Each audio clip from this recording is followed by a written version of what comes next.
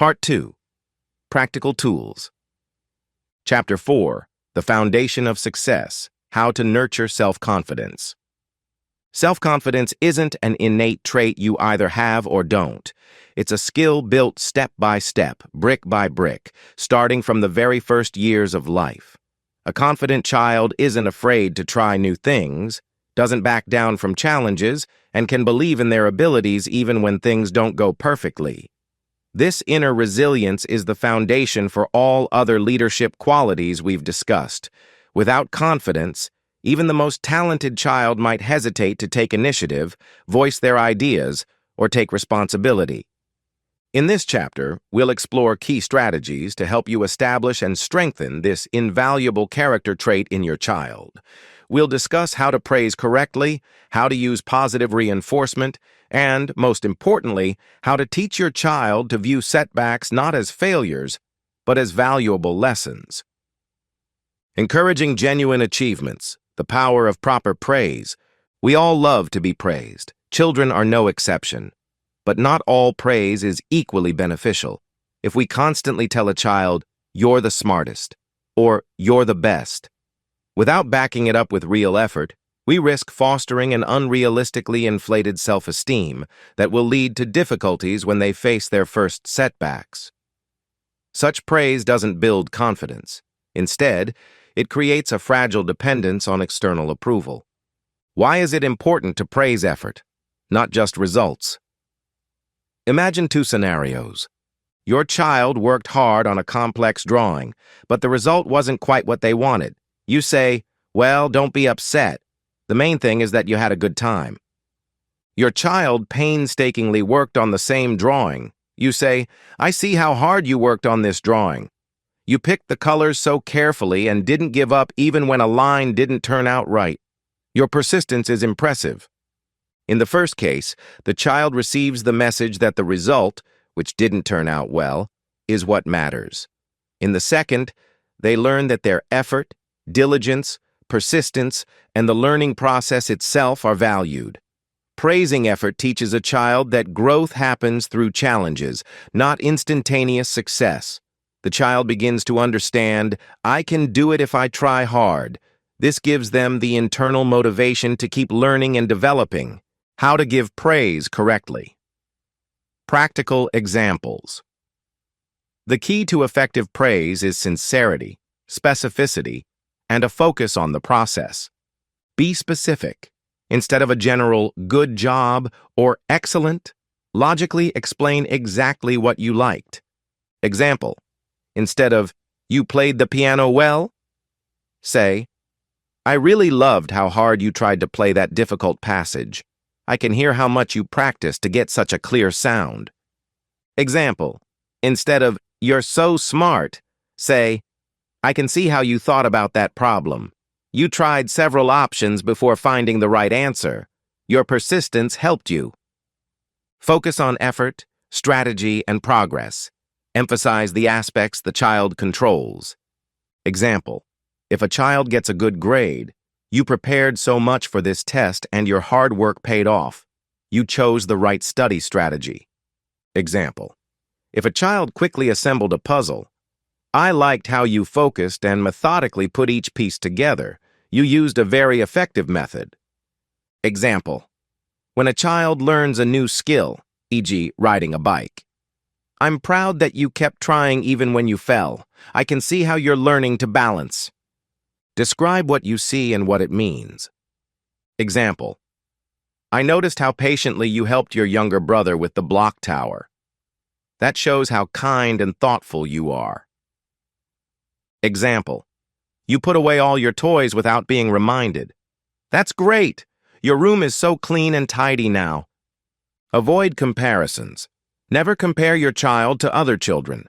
Comparison always leads to dependence on others' opinions and competition instead of self-development. Compare them only to themselves. "You're doing much better with this than you were a month ago." Be appropriate and sincere. Praise only when there's a genuine reason. Children quickly sense insincerity. Excessive praise for every little thing loses its value and can lead to a child expecting praise for everything, even what is normal. Proper praise is a powerful tool that teaches a child not just to enjoy the result, but to value the process of overcoming challenges, growing, and putting in effort.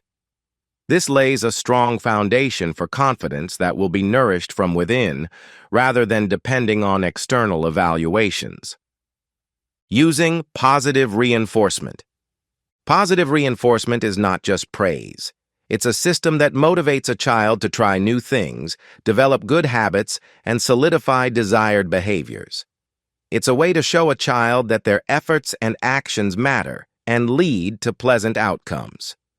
Unlike punishment, which focuses on eliminating undesirable behavior, positive reinforcement encourages desired behavior. How does positive reinforcement work? The essence is to provide something pleasant to the child after a desired action. This can be social reinforcement, praise, a smile, a hug, attention, words of approval, great job, component placement, you did it. Activity reinforcement, permission to play a favorite game, watch a cartoon, or go for a walk. Tangible reinforcement, stickers, tokens, small prizes, but these should be used in moderation. Creating a reward system that motivates your child to try new things. For a system to be effective, it must be consistent, clear, and process-oriented. Clearly define the desired behavior. What exactly do you want to encourage? For example, I want my child to put away their toys after playing. Incorrect. I want my child to be more independent. Too vague. Explain the rules and expectations. The child must clearly understand what they will be rewarded for. Use simple, positive phrasing. Example, every time you put away your toys yourself, you'll get a sticker in your album. When you collect 5 stickers, we'll watch your favorite cartoon. Use a success jar or achievement board. This is a visual way to track a child's progress. For younger children, it can be stickers or magnets on a board. For older children, it might be a list of completed tasks or points. Example, a good deeds board or my achievements. The child can stick a sticker themselves for a completed task. This gives them a sense of control and pride in their accomplishments. Reinforcement should follow immediately after the action. The less time between the action and the reinforcement, the stronger the connection. Incorrect. If you behave well all week, you'll get ice cream on Sunday. Too long a delay for a young child. Correct. You put on your jacket all by yourself. Excellent. I'm so happy to see you're handling things independently, immediately after the action. Vary the rewards. Don't always use the same thing. Ask your child what they would enjoy as a reward, focusing on non-material options. Example, for a younger child, reading an extra story together, 15 minutes of a favorite game, choosing dinner. For an older child, choosing a movie for family night, extra computer time, a trip to an interesting place. Gradually move away from tangible rewards. The goal is for the child to do things not for the reward, but for the pleasure of the process and the feeling of accomplishment. As the behavior becomes ingrained, reduce the frequency of tangible rewards, replacing them with social ones, praise or approval. Example, first, a sticker for every toy put away, then for a tidy room, then just praise and acknowledgement. It's so nice that you keep your room tidy all by yourself. Positive reinforcement helps a child see the connection between their efforts and pleasant outcomes, fostering proactive behavior and the confidence that their actions impact the world around them. Teaching your child to cope with setbacks, mistakes as stepping stones to growth. No one is born perfect. Mistakes and setbacks are an inherent part of life and the learning process. However, how a child and parent react to these setbacks determines whether it becomes an obstacle or a powerful stimulus for developing confidence and resilience. Our task is to teach a child to see a mistake not as a failure, but as a part of the learning process and an opportunity for growth. Why is it important to see mistakes as part of the learning process? If a child is afraid to make mistakes, they stop trying new things. Fear of failure paralyzes initiative and suppresses confidence. But if they understand that mistakes are simply information that helps them improve, then they become bolder, more stress-resistant, and ready to experiment. Imagine a student who received a bad grade. If their reaction is, "I'm stupid, I'll never get it right," this leads to despair and giving up. But if they think, "Okay, what did I do wrong? What can I learn from this?" That's the path to improvement. The parent's job is to help the child develop this very approach. How to help your child view a mistake as a lesson. Normalize mistakes. Show through your own example that making mistakes is normal. Talk about your own mistakes and what you learned from them. Example: "Oh, I forgot my keys today and had to go back. See, even adults make mistakes. But now, I'll definitely check my pockets before I leave." Example: "My grandma always used to say, 'A mistake is just a lesson you haven't learned yet.'" Focus on analysis, not judgment. When a child makes a mistake, don't scold or criticize them. Instead, ask questions that help them analyze the situation. Instead of, "Well, I told you not to do that," say, "What happened? Why do you think it turned out this way? What could you have done differently next time? What did you learn from this situation?" Example: "If a child breaks a cup, it's okay, these things happen. Let's think about how we could avoid this next time. Maybe we need to be more careful when carrying something hot." Teach strategies for correction and problem solving. Don't just talk about correcting a mistake, help them find concrete steps to do so. Example: "If a child argued with a friend, what do you think could help you two make up? What are you willing to do for that?" Emphasize growth and progress. Acknowledge when a child overcomes difficulties and learns from their mistakes. Example: "Remember how you struggled with that exercise last time? And now you've got it. See how much progress you've made." Example: "I'm proud of how you handled that setback. You didn't give up, you tried again, and you succeeded." Encourage experimentation.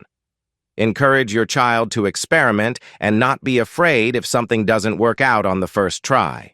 Explain that inventors, scientists, and athletes make hundreds of mistakes before achieving success. Example: Suggest your child try a new recipe, even if it's not perfect, or assemble a complex model, knowing that they might have to rework parts of it. The ability to cope with setbacks is one of the most important aspects of psychological resilience and self-confidence. A child who isn't afraid of mistakes possesses the inner strength to keep moving forward, which is a key trait of any leader. Your next step: practicing confidence. Nurturing self-confidence is an ongoing process that requires your attention and patience. It's not just about words, it's about daily actions, your reactions to your child's successes and failures, and the atmosphere you create in your family. Start applying proper praise today. Try to praise your child 3 times throughout the day for their effort, not just the result. Choose one desired behavior and create a simple positive reinforcement system for it. When your child faces a setback, try to calmly analyze the situation with them, without judgment. Remember, every small step you take toward developing your child's confidence lays a strong foundation for their future success and happiness. In the next chapter, we'll move on to developing communication skills, another critically important component of leadership. Ready to help your child learn to listen, speak, and be heard?